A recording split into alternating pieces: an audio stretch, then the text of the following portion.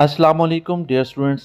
आज हम मल्टीप्लेक्सर, जिसको डाटा सिलेक्टर भी कहा जाता है, इसकी एनिमेशन के ज़रिए कंस्ट्रक्शन और वर्किंग देखेंगे।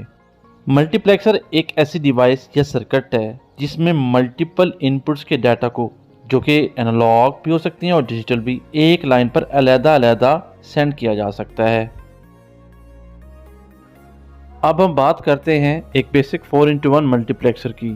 4x1 का मतलब है 4 इनपुट जो कि एक ही लाइन पर ट्रांसमिट हो रही होंगी, और उसमें फर्स्ट इनपुट होगी A, सेकंड होगी B, थर्ड होगी C, जबकि फोर्थ इनपुट D कहलाएगी। और इन 4 इनपुट्स के लिए हम 4 एंड गेट इस्तेमाल करेंगे, और हर एक इनपुट एक एंड गेट की इनपुट के साथ कनेक्ट कर दी जाएगी। यहाँ एक चीज़ नोट कर लें कि हमने 4 इनपुट वाला एंड गेट इस्तेमाल किया है। क्यों किया है ये आगे चलकर हम तफसील में इसको सीखेंगे। एंड गेट इस्तेमाल करने का मकसद, इसकी एक खासियत है कि अगर इसकी 3 इनपुट अगर हम 1 कर दें तो इसकी आउटपुट 4th इनपुट पर डिपेंड करेगी। यानी कि अगर 4th इनपुट 0 होगी तो आउटपुट 0, 4th इनपुट 1 होगी तो आउटपुट 1 होगी। अब हम एक और गेट लेंगे जिसकी 4 इनपुट हैं। ये हमारे आउटपुट का काम करेगा, और एक एलईडी लेंगे ताकि हमारी जो भी आउटपुट हो वो हम विजुअलाइजेशन के ज़रिए ऑन ऑफ एलईडी की सूरत में देख सकें। अब तमाम एंड गेट की जो आउटपुट्स हैं वो हम इस 4 इनपुट वाले और गेट के साथ कनेक्ट कर देंगे।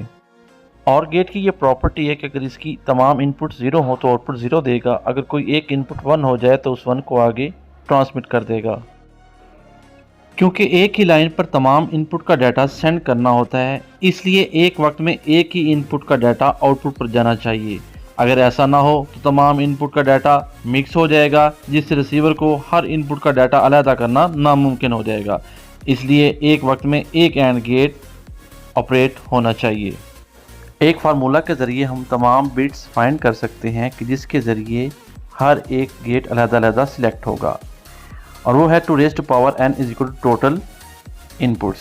तो यहाँ टोटल इनपुट्स 4 हैं तो 2 raised to power n is equal to 4 हो जाएगा, और यहाँ n की वैल्यू आपके पास 2 आएगी। मतलब 2 बिट्स के ज़रिए हम इन 4 गेट्स को बारी बारी सिलेक्ट कर सकते हैं। इन 2 बिट्स से टोटल 4 कम्बिनेशन बन सकते हैं, जिसके ज़रिए हम इन 4 एंड गेट्स को, इनपुट्स को अलग सिलेक्ट कर सकते हैं। फर्स्ट हमारे पास 0 0 जिससे A सिलेक्ट होगा, सेकेंड 1 0 जिससे B सिलेक्ट होगा, थर्ड हमारे पास है 0 1 जिससे C सिलेक्ट होगी इनपुट, और फोर्थ हमारे पास 1 1 जिससे D इनपुट सिलेक्ट हो जाएगी। इसके लिए हमें 2 टॉगल स्विच चाहिए होंगे जो कि दी गई कम्बिनेशन को गेट्स की इनपुट्स पर प्रोवाइड करेंगे। वो होंगे S0 और S1। ये 2 टॉगल स्विच इन कम्बिनेशन को गेट्स पर प्रोवाइड करेंगे, और एक बैटरी की मदद से हम उसका पॉजिटिव टॉगल स्विच के एक टर्मिनल के साथ और बैटरी का नेगेटिव टॉगल स्विचेस के दूसरे टर्मिनल के साथ कनेक्ट कर देंगे। इस तरह ये हमें पॉजिटिव 1 का काम करेगी और जबकि नेगेटिव 0 का काम करेगी। जब टॉगल स्विच बैटरी के पॉजिटिव के साथ कनेक्ट होगा तो ये हमें आउटपुट पे 1 देगा, और जब टॉगल स्विच बैटरी के नेगेटिव के साथ कनेक्ट होगा तो ये हमें आउटपुट पे 0 प्रोवाइड करेगा। अब और गेट की आउटपुट हम एलईडी के पॉजिटिव टर्मिनल के साथ कनेक्ट कर देंगे, जबकि एलईडी का नेगेटिव टर्मिनल हम बैटरी के नेगेटिव टर्मिनल के साथ कनेक्ट कर देंगे। अब हम एक काम करेंगे कि तमाम एंड गेट्स की एक इनपुट को बैटरी के पॉजिटिव टर्मिनल के साथ कनेक्ट कर देंगे। ये मतलब एज ए स्विच काम करेगा। अगर ये कनेक्ट ना करें पॉजिटिव के साथ तो कोई भी एंड गेट ऑपरेट नहीं होगा और ये सर्किट काम नहीं करेगा। अब हम देखते हैं कि फर्स्ट इनपुट यानी कि फर्स्ट कम्बिनेशन जो कि 0 0 है, इससे पहला गेट यानी कि फर्स्ट इनपुट आउटपुट पर कैसे हासिल होगी। 0 0 दोनों टॉगल स्विचेस को बैटरी के नेगेटिव टर्मिनल के साथ कनेक्ट करने से हासिल होता है, लेकिन हमें पहला गेट यानी कि A एंड गेट को सिलेक्ट करने के लिए दोनों इनपुट्स पर 1 1 चाहिए होंगे। इसलिए हम 2 नॉट गेट का इस्तेमाल करेंगे जो कि इन 2 सिफर्स को 1 1 कर देगा, और इस तरह एंड गेट की 3 इनपुट्स सिलेक्शन वाली और 2 इनपुट्स स्विचेस वाली 1 हो जाएंगी। अब आप यहाँ पे देख सकते हैं कि जैसे ही इनपुट 0 होगी तो एंड गेट की एक इनपुट 0 हो जाएगी, जिसकी वजह से एंड गेट आउटपुट 0 देगा, और गेट की तमाम इनपुट 0 होने की वजह से और गेट भी 0 देगा, और एलईडी ऑफ रहेगी। अब अगर इनपुट 1 कर दी जाए तो देख सकते हैं कि तमाम इनपुट्स 1 हो गई हैं, जिससे एंड गेट ए भी आउटपुट 1 देगा, और ये 1 और गेट की इनपुट पे जाएगी तो और गेट भी आउटपुट 1 कर देगा, जिससे एलईडी ऑन हो जाएगी। अब हम दोबारा से इनपुट को 0 कर देते हैं तो एंड गेट फिर से आउटपुट 0 देगा और गेट भी 0 देगा। मतलब जो इनपुट अब आ रही है वही आपकी आउटपुट मिल रही है। इससे हमें एक चीज़ वाज़ेह होगी कि जब S0 S1 0 0 होंगे तो इनपुट A आउटपुट पे आएगी, यानी कि गेट A सिलेक्ट हो जाएगा और जो इनपुट A पे होगा वही आउटपुट पे मिलेगा। अब हम सेकंड कम्बिनेशन की तरफ चलते हैं जो कि S0 1 है और S1 0 है।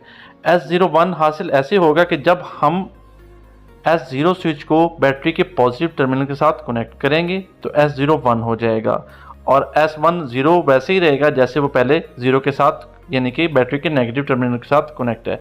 अब गेट B को हमने सिलेक्ट करना है तो इसके लिए हमें S0 तो डायरेक्ट ही देंगे, यानी कि नॉट गेट को बाईपास कर देंगे और इनपुट से ही हम एक लाइन लेंगे और वो B गेट के साथ कनेक्ट कर देंगे। जबकि इस B गेट की दूसरी इनपुट हमें वो भी 1 चाहिए, लेकिन ऊपर हमने कनेक्ट उसको 0 के साथ किया हुआ है, इसलिए इसकी आउटपुट हम नॉट गेट के आगे से लेंगे ताकि वो नॉट गेट हमें 0 को 1 करके दे, जिससे दोनों ही इनपुट B गेट को 1 मिलेंगी। अब जब हम इनपुट B पर 0 देंगे तो B गेट की एक इनपुट 0 हो जाएगी, जिससे एंड गेट की आउटपुट 0 मिलेगी और इस तरह और गेट की आउटपुट भी 0 मिलेगी और एलईडी ऑफ रहेगी। जब इनपुट B हम चेंज करेंगे और 1 करेंगे तो आप देख सकते हैं कि B गेट की तमाम इनपुट्स इस वक्त 1 हो चुकी हैं, जिससे उसकी आउटपुट भी 1 हो जाएगी और गेट को भी इनपुट 1 ही मिलेगी, जिससे और गेट की आउटपुट 1 हो जाएगी और एलईडी ऑन हो जाएगी।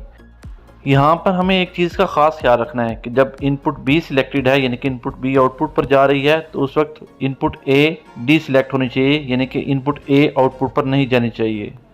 आप यहाँ पे देख सकते हैं कि S0 1 के साथ कनेक्टेड है और उसकी आउटपुट नॉट गेट से A गेट को 0 मिल रही है, जिसकी वजह से A गेट डी सिलेक्ट रहेगा। सिर्फ B की इनपुट आउटपुट पे आएगी, जैसा कि अभी आप देख सकते हैं कि इनपुट 0 हुई है तो आउटपुट B की 0 हो गई है और गेट की आउटपुट भी 0 हुई है। मतलब कि अब जो भी इनपुट B पर आएगा वही आउटपुट Y पे हासिल होगा। अब हम थर्ड कम्बिनेशन S0 0 और S1 1 की तरफ चलते हैं। तो S0 टॉगल स्विच को नेगेटिव टर्मिनल के साथ कनेक्ट करने से और S1 1 टॉगल स्विच के टर्मिनल को पॉजिटिव, यानी कि बैटरी के पॉजिटिव टर्मिनल के साथ कनेक्ट करने से हासिल होगा। लेकिन इससे हमें तो C गेट को 1 1 चाहिए, तो S0 हम जो कि नॉट गेट को जा रहा है 0, इसकी नॉट गेट की आउटपुट से लेंगे ताकि हमें 1 हासिल हो, और S1 जो कि 1 है तो ये डायरेक्ट ही हम ले लेंगे और ये C गेट की इनपुट पे दे देंगे। आप यहाँ पे देख सकते हैं कि C गेट की तीनों इनपुट्स 1 हो चुकी हैं, सिलेक्शन वाली और 2 सिलेक्टर स्विचेस वाली। तो अब जो भी इनपुट C पे आएगा वही आउटपुट पे आएगा। अब इनपुट पे अगर हम 0 देंगे C की तो एंड गेट की एक इनपुट 0 हो जाएगी, जिससे आउटपुट 0 हासिल होगी और गेट भी आउटपुट 0 देगा। अब जैसे ही हम इनपुट पे C की इनपुट पे 1 देंगे तो C एंड गेट की तमाम इनपुट्स 1 हो जाएंगी, जिसकी वजह से एंड गेट की आउटपुट भी 1 हासिल होगी। तो और गेट की एक इनपुट भी 1 होने की वजह से आउटपुट 1 देगा, जिससे एलईडी ऑन हो जाएगी। लेकिन अब हमें यहाँ पे एक और चीज़ देखनी है कि गेट A और गेट B, यानी कि इनपुट A और B दोनों डी सिलेक्ट होनी चाहिए, उनकी इनपुट आउटपुट पे नहीं जानी चाहिए। तो आप देख सकते हैं कि उनको 0 0 मिल रहे हैं, जिसकी वजह से वो डी सिलेक्ट ही रहेंगी। तो मतलब जो इनपुट C पे आएगा वही आउटपुट पे मिलेगा। अब 0 आया है तो आउटपुट पे वही आपको मिल रहा है। अब हम फोर्थ और लास्ट कम्बिनेशन यानी कि S0 1 और S1 1 की तरफ चलते हैं। जब ये टॉगल स्विचेस को अप्लाई किया जाएगा तो S0 1 के साथ कनेक्ट होगा, यानी कि पॉजिटिव टर्मिनल, और S1 ऑलरेडी 1 के साथ कनेक्टेड है। तो अब ये 1 1 हमें D गेट को प्रोवाइड करना है। तो यहाँ पे देखा जा सकता है कि D एंड गेट की दोनों इनपुट्स को हमने टॉगल स्विचेस की आउटपुट से ही कनेक्ट कर दिया है। मतलब डायरेक्टली हमने 1 1 को D गेट पे प्रोवाइड कर दिया गया है, जो कि नॉट गेट से नहीं बल्कि उससे पीछे टॉगल स्विचेस से आउटपुट ली गई है। इस तरह D गेट की दोनों इनपुट्स पर 1 1 आ रहे हैं, और जब अब इनपुट D पर 0 प्रोवाइड करेंगे तो इसकी एक इनपुट 0 हो जाएगी, जिसकी वजह से इसकी आउटपुट 0 होगी और गेट की भी आउटपुट 0 होगी और एलईडी ऑफ रहेगी। लेकिन जब हम इसकी इनपुट पर 1 प्रोवाइड करेंगे तो इसकी तमाम इनपुट्स 1 हो जाएंगी, जिसकी वजह से इसकी आउटपुट भी 1 हो जाएगी, जो कि और गेट की इनपुट पे जाएगी, और गेट की आउटपुट भी 1 हो जाएगी, जिससे एलईडी ऑन हो जाएगी। اب یہاں پر بھی ہمیں ایک چیز کا خیال رکھنا ہے کہ گیٹ اے، گیٹ بی یا سی، یعنی کہ انپٹ اے بی سی تینوں ڈی سلیکٹ ہونی چاہیے. تو آپ دیکھ سکتے ہیں کہ اے کو بھی 0 مل رہا ہے، بی کو بھی ناٹ گیٹ سے 0 مل رہا ہے اور سی کو بھی ناٹ گیٹ سے 1 0 مل رہا ہے، جس سے یہ تینوں انپٹس ڈی سلیکٹ رہیں گی. صرف ڈی ہی آؤٹ پٹ دے گا. جیسے کہ دیکھ سکتے ہیں کہ 0 انپٹ پر دیا ہے تو ڈی گیٹ کی آؤٹ پٹ 0 ہو گئی ہے اور گیٹ کی آؤٹ پٹ بھی 0 ہے اور ایل ای ڈی آف ہے. ابھی آپ سوچ رہے ہوں گے کہ سلیکشن سوئچز کی سپیڈ اتنی کم ہے جس کی وجہ سے بی کا ڈیٹا جاتے جاتے سارا ڈسٹارٹ ہو جائے گا یا وہ کچھ ڈیٹا لے گا بھی نہیں. حالانکہ ایسا نہیں ہے. یہ اینیمیشن میں بہت سلو سپیڈ دکھائی گئی ہے، جبکہ حقیقت میں آئی سیز کے ذریعے جب ہم امپلیمنٹ کرتے ہیں تو اس کی سپیڈ بہت فاسٹ ہوتی ہے اور یہ کوئی بھی انپٹ کا ڈیٹا ضائع نہیں ہونے دیتا، بلکہ مائکرو سیکنڈ کے اندر دوبارہ اس سوئچ کا ڈیٹا آؤٹ پٹ پہ پرووائڈ کر دیتا ہے. امید ہے آپ کو سمجھ آ گئی ہوگی. اب آپ اس سے کمپلیکس سرکٹ بھی بنا سکتے ہیں.